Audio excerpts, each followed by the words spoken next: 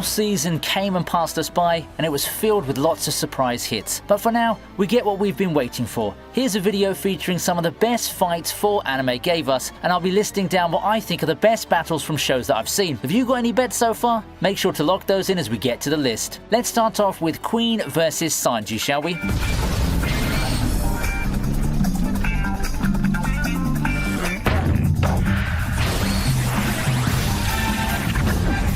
One Piece in 2022 seems to be all about Kaido, the epic Kaido fight. We all heard about it, but I don't want it overshadowing a fight that can be just as awesome. That's Sanji versus Queen. With how much fan focus has been on other characters, I wouldn't blame you for not remembering how awesome Sanji can be, but he sure owned this moment when he saved everyone from Queen. It's finally time for him to shine, and the fight sure delivered. We get a second showcase of powers and all, and he did give us an amazing entrance, saving Chopper. The fight is great so far, giving us a glimpse of a gritty and serious Sanji. After all, our favourite playboy can't be left in the dust, considering how much stronger Luffy and Zoro have become over the years. I'm very emotionally invested in this fight due to how it looks to be building up Sanji's character. I'm expecting a lot of him, and having read ahead and finding out about the fight's conclusion, I'd say this event really did him justice. Now, as of the time of this writing, the fight's not yet finished, but with what we've seen already so far, this has all the hallmarks of an epic fight that advances the status quo in a major way.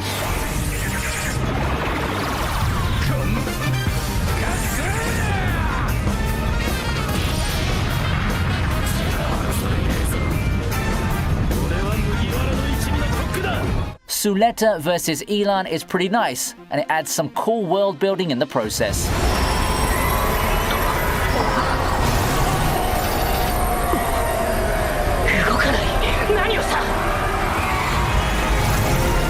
In my opinion, an element of a good anime fight is how it adds a lot to fuel fan discussion in addition to the actual fighting itself. Now, it's a bit rare, but it's nice to see when it does happen, as it did with Elon's fight against Suleta. The first fight is pretty intense, and I really felt it when Elon kept increasing those permit scores, straining himself more and more in the process. Unfortunately for him though, the aerial does show off some new powers, ones that are able to disrupt him and defeat him in a not-so-family-friendly way. When Suleta called the bits as everyone, it feels that there's something behind that statement, and it's not looking very pretty. The reactions from the fans afterwards make this fight so good from a personal perspective. The reveals make for some really nice discussions. The more chill stuff and the foreshadowing is done, and episode 6 of Witch from Mercury seems to be the turning point. It's the point when this becomes the Gundam series that's on pace to become the talk of the town, and it may just be what the franchise needs for a much needed revival.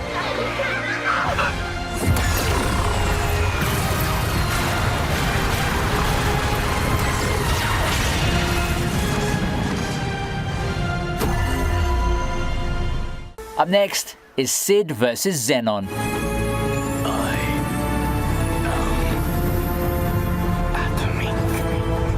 I didn't anticipate Eminence in Shadow becoming as popular as it was, but seeing the show make it actually makes me happy. Not that it's mainstream by any means, but it's certainly doing a lot better than its genre peers over the years, with a lot of promotion, a mobile game, and discussions going on in the community, at least where I'm from. It's also got a cool fight and nifty showcase of power in this fight against Xenon. Yes, this was one that became a meme for like a week or two, awkward line that can actually turn pretty awesome depending on your perspective. The fight as a whole is pretty much what you'd expect out of a show like this. It's loud, it's toony, it's over the top, and it's full of edgy heroes showing off his superiority against feeble weaklings that dare to oppose him. Sid really does a great job of appearing so cool in this scene, and I think it's in how the show goes all in on the toony elements that this show has become a success. It knows it's a popcorn anime through and through, and it makes no effort to hide it.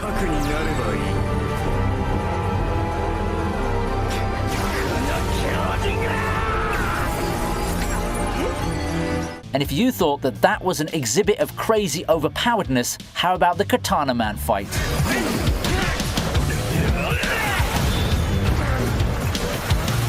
Just what is Katana Man made of? If you thought Denji and his team were OP, this Katana Man guy puts everyone to shame. The guy freaking survives everything. Fox Devil, Curse Devil, Ghost Devil, everything. His one-on-one with Denji is all sorts of awesome too, with music that goes hard and camera angles that make the action feel even more intense than it already is. The short exchange is really cool. It all starts with Denji leaping off and beginning the battle, and that grips you and holds you in for the ride, never letting go thanks to the spectacular animation and how fast and furious the fight is. You know, until the pace slows down when Denji decided he wanted to take a hostage. Bad idea.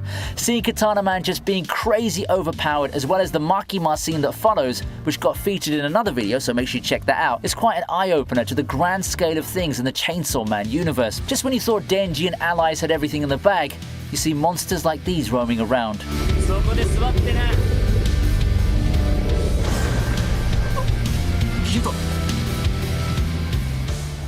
Are any of these fights getting you going now? Then go hit that like button and subscribe to the channel to get more videos like this to show up in your feed. Pucci versus everyone is the finale we all needed.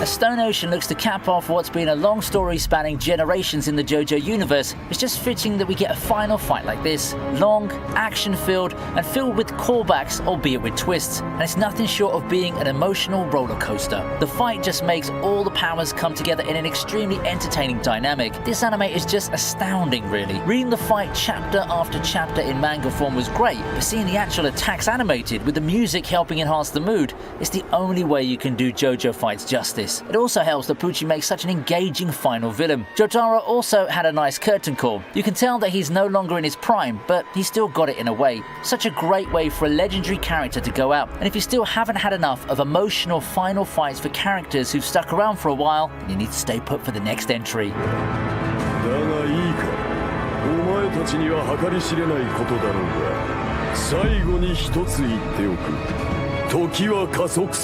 As we head towards the end, can we talk about Dimple versus Psycho Helmet?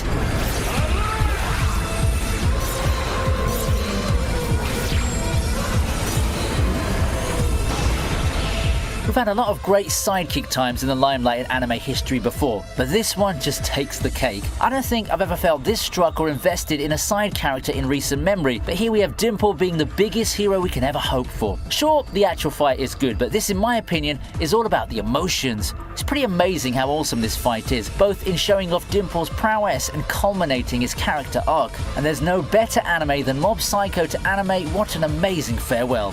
Salutes.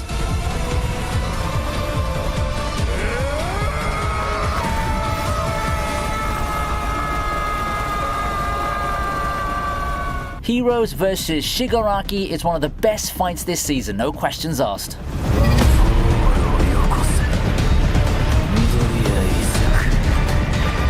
One villain that's consistently remained one of the most impressive and scariest threats in another anime is Shigaraki. He's definitely not a case of nobody to nightmare, but seeing his evolution and what he's capable of since taking the mantle of being the villain's leader is something that will send shivers down any hero's spine. So of course, the big confrontation against him has to have one of the most drawn out and impressive showdowns in the whole of My Hero Academia. I really love this fight because it's pretty long but not unnecessarily drawn out. That's just how fighting a villain of his caliber has to be. And seeing him take on Endeavor handily while simply overcoming everything the heroes throw at him is nothing short of awesome. This fight really did a lot for his character, which has already been thoroughly built up in terms of prowess. It also drives home that he's pretty much the hero of his own story with the way he's being portrayed, complete with the combat mechanics and overcoming the odds.